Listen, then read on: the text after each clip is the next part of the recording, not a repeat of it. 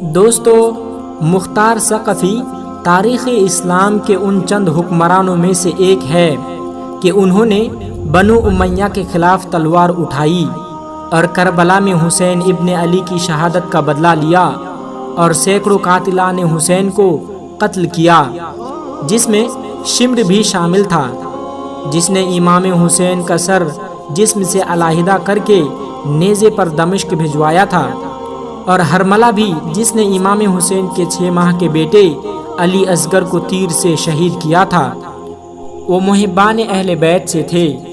مثلا جب امیر مختار نے عمر سعد اور ابن زیاد کے سر امام زین العابدین کو بھیجے تو انہوں نے امیر مختار کے حق میں دعائے خیر کی۔ اسی طرح امام محمد باقر نے بعض نکتہ چینوں کو کہا کہ مختار کو گالی نہ دو، کیونکہ اس نے ہمارے قاتلوں کو قتل کیا اور ہمارے خون کا قصاص لیا۔ مختار ثقفی 1 ہجری کو طائف میں پیدا ہوئے، مگر پرورش مدینے میں ہوئی۔ نام مختار اور کنیت ابو اسحاق تھی۔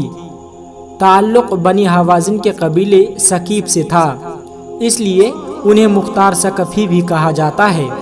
ان کے والد کا نام ابو عبیدہ ثقفی تھا، جنہیں حضرت عمر نے عراق کے ایک مہم میں سپہ سالار بنا کر بھیجا تھا، جہاں وہ شہید ہو گئے۔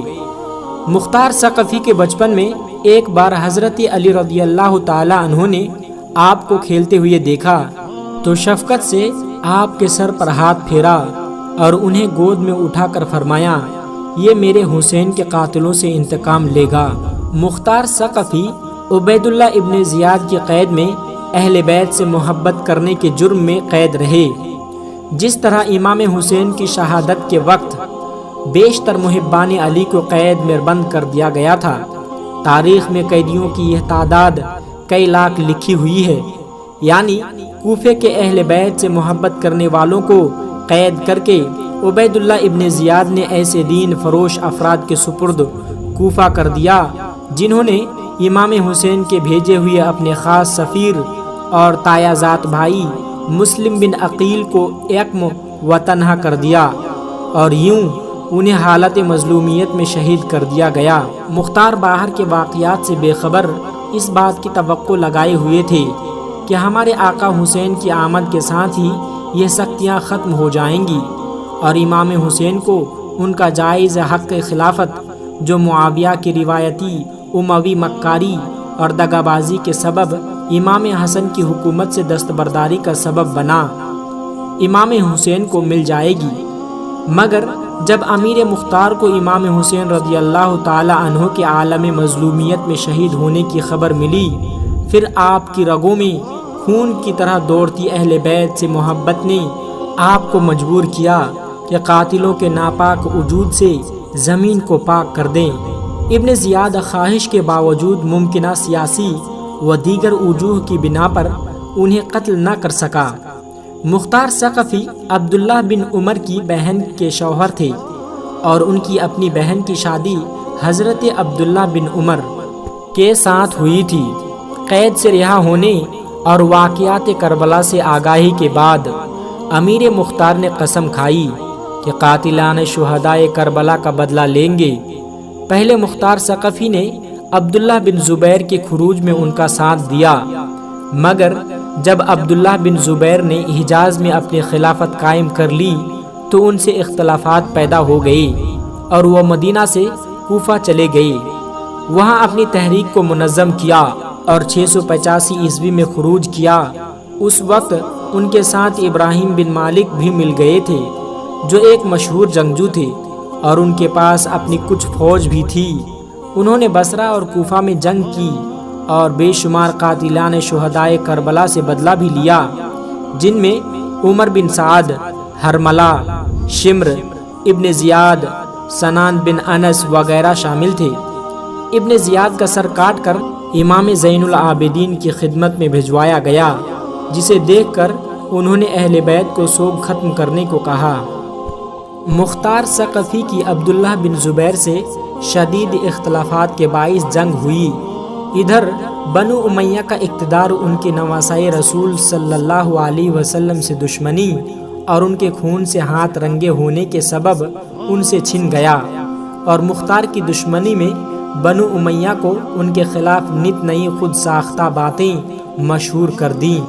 عبداللہ ابن زبیر کے بھائی مصعب بن زبیر کے حکم پر مختار ثقفی کو 687 عیسوی میں مسجد کوفہ میں قتل کر دیا گیا۔ یہ 15 رمضان سن 67 ہجری کا واقعہ ہے۔ اس کے بعد مختار ثقفی کے خاندان کو قتل کر دیا گیا، جس میں ان کی ایک بیوی عمرہ بنت بشیر بن نعمان انصاری بھی شامل تھی، جو مدائن میں رہتی تھی۔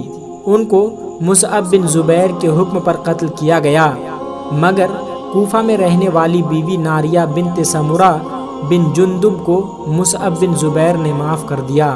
دوستو، اس طرح سے تو مختار ثقفی نے اہل بیت اور حضرت امام حسین رضی اللہ تعالی عنہ کے خون کا بدلہ لے لیا، لیکن وہ اپنے خاندان کے خون کا بدلہ نہ لے سکا اور وہ اس دار فانی سے کوچ کر گئے۔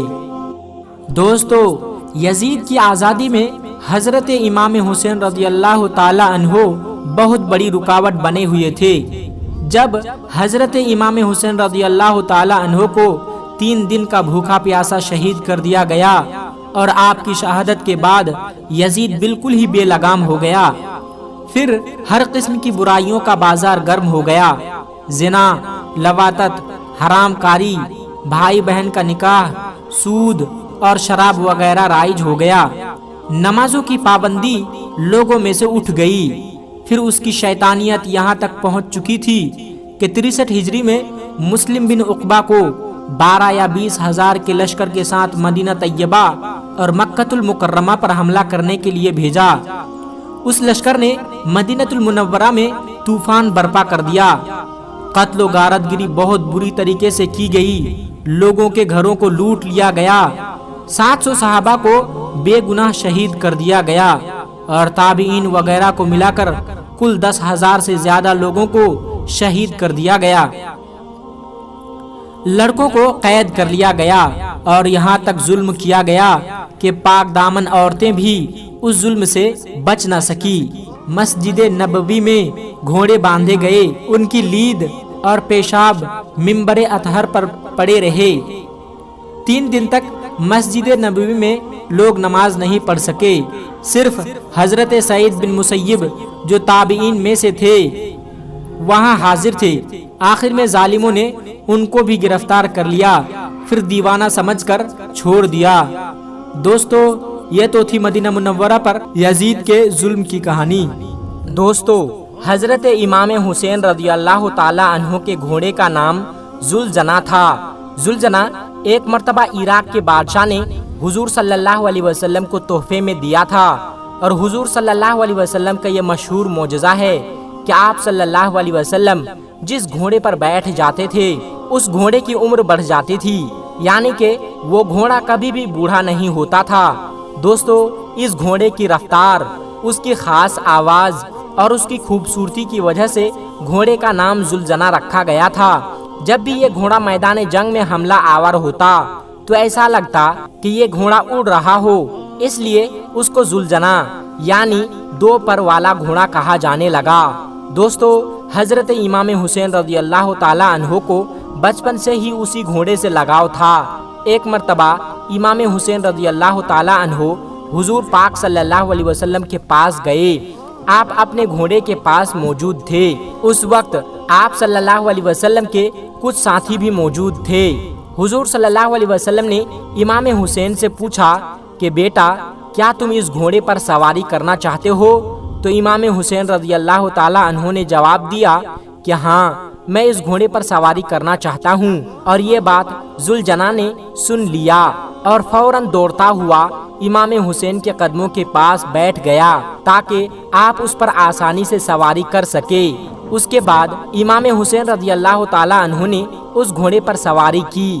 یہ واقعہ دیکھ کر حضور پاک صلی اللہ علیہ وسلم کی آنکھوں میں آنسو آ گئے اور کہنے لگے کہ بیٹا، یہی گھوڑا ہے جو یوم عاشور کے دن تمہاری مدد کرے گا۔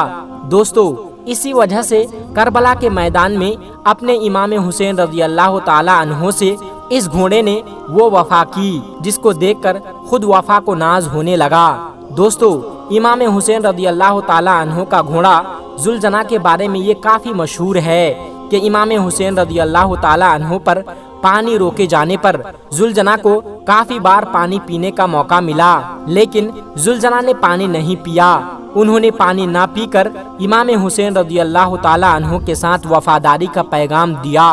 दोस्तों, उसके बाद करबला के मैदान में 10 मुहर्रम के दिन इमाम हुसैन रज़ी अल्लाह ताला अन्हु जुलजना से नीचे गिरे तो जुलजना इमाम हुसैन रज़ी अल्लाह ताला अन्हु के सामने इस तरह से खड़ा हो गया कि यजीदियों की तरफ से आने वाली हर तीर को अपने जिस्म पर झेलने लगा। जुलजना को इतने तीर लगे कि उसके जिस्म पर कोई भी हिस्सा बाकी न रहा। रिवायतों में आता है कि जुलजना को इतने तीर लगने के बाद भी जुलजना ने 60 यजीदियों को जहन्नम वासिल कर दिया और उसे मौत के घाट उतार दिया, उन्हें जहन्नम वासिल कर दिया। उसके बाद जालिमों ने इमाम हुसैन रज़ी अल्लाह ताला अन्हु के साथियों को शहीद कर दिया। तो इमाम हुसैन का घोड़ा जुलजना तमाम शहीदों की लाश के इर्द गिर्द चक्कर लगाने लगा और हिनहिनाने लगा और इमाम हुसैन रज़ी अल्लाह ताला अन्हु की लाश के पास आकर खड़ा हो गया और अपनी पेशानी को इमाम हुसैन के खून से तर कर लिया और अपनी पाँव करबला की जमीन पर इस तरह से मारी और इतने गुस्से से हिनहिनाया कि दुश्मनों के पसीने छूट गए। यहाँ तक के लोग ये मंजर देखकर हैरान व परेशान हो गए। उस वक्त उमर बिन साद की नजर उस घोड़े पर पड़ गई तो उन्होंने कहा कि इस घोड़े को पकड़कर मेरे पास लाओ। ये घोड़ा रसूलुल्लाह सल्लल्लाहु अलैहि वसल्लम की बेहतरीन घोड़ों में से एक है। उसके बाद उमर बिन साद के लोग उसको पकड़ने गए। जब वो